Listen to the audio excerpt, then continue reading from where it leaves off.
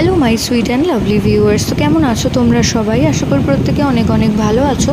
আজকে আবারও চলে এসেছি নতুন আরেকটি ইনফরমেটিভ ভিডিও নিয়ে। তো আজকে ভিডিওতে দুটি বিশেষ লক্ষণের কথা বলবো, যে দুটি লক্ষণ তোমরা যদি কোনো গর্ভবতী মায়ের শরীরে লক্ষ্য করো, তোমরা ধারণা করতে পারো যে গর্ভের আগত সন্তানটি একটি ফুটফুটে পুত্র সন্তান আসতে চলেছে।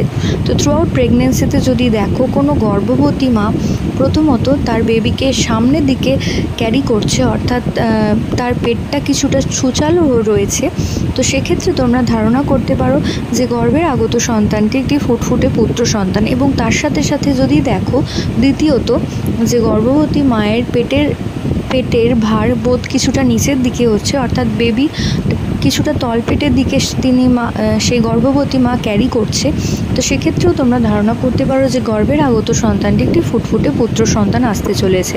তো আশা করছি ভিডিওটা কাজে আসবে। প্রত্যেকে ভালো থেকো, সুস্থ থেকো, সাবধানে থেকো, এই কামনা করে ভিডিও এখানেই শেষ করছি। নমস্কার।